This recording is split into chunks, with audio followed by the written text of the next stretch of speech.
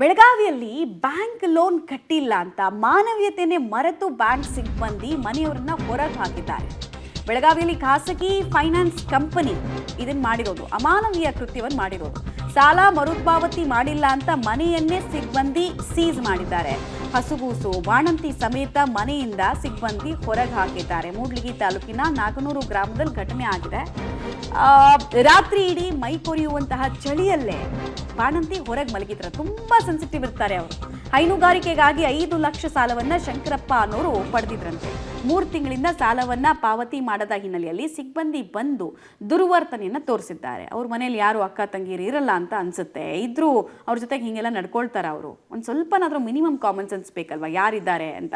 ಆಮೇಲೆ ಈ ಥರ ಹೆಂಗೆ ಬೇಕು ಹಾಗೆ ಯಾವಾಗ ಅಂದ್ರೆ ಆವಾಗ ನುಗ್ಗಿ ಅಗ್ರೆಸಿವ್ ಆಗಿ ರಿಕವರಿ ಮಾಡ್ಕೊಳಕ್ಕೆ ಬರಲ್ಲ.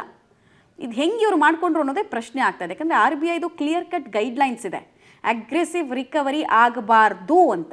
ಮತ್ತು ಸನ್ಸೆಟ್ ಆದಮೇಲೆ ಮನೆಗೆ ನುಗ್ಗೋದು, ಮನೆಯಿಂದ ಆಚೆ ಹಾಕೋದು ಕೂಡ ರೂಲ್ಸ್ನ ವೈಲೇಷನ್. ನೋಟಿಸನ್ನು ಸುಮ್ಮನೆ ನಿಮಗೆ ಬೇಕಾದಂಗೆ ಅಂಟಿಸ್ಬಿಟ್ರೆ ಅದಕ್ಕೆ ವ್ಯಾಲ್ಯೂ ಇರಲ್ಲ, ಅದು ವಾಯ್ಡ್ ಆ್ಯಕ್ಚುಲಿ. ಬಟ್ ಒಂದು ಸ್ವಲ್ಪ ಮಿನಿಮಮ್ ಸೆನ್ಸ್ ಅನ್ನೋದಿರಬೇಕಲ್ಲ. ಮಗು ನೋಡಿ, ಅಲ್ಲಿ ಬಾಣಂತಿಯರ ಕಂಡೀಷನ್ ವಿಪರೀತ ಸೆನ್ಸಿಟಿವ್ ಇರುತ್ತೆ. ಹೆಚ್ಚು ಕಡಿಮೆ ಆದರೆ ಇವ್ರು ಬರ್ತಾರೆ, ಇವ್ರ ಮನೆಯವ್ರು ಬರ್ತಾರಾ? ಸಾಲ ಕೊಡಬೇಕಾದ್ರೇ ಅವ್ರು ವಾಪಸ್ ಅದನ್ನು ರಿಟರ್ನ್ ಕಟ್ಟಿಸ್ಕೊಳಕ್ಕಾಗತ್ತಾ, ಏನು ಕತೆ ಅದನ್ನೆಲ್ಲ ನೋಡ್ತಾ ಇರ್ತಾನೆ.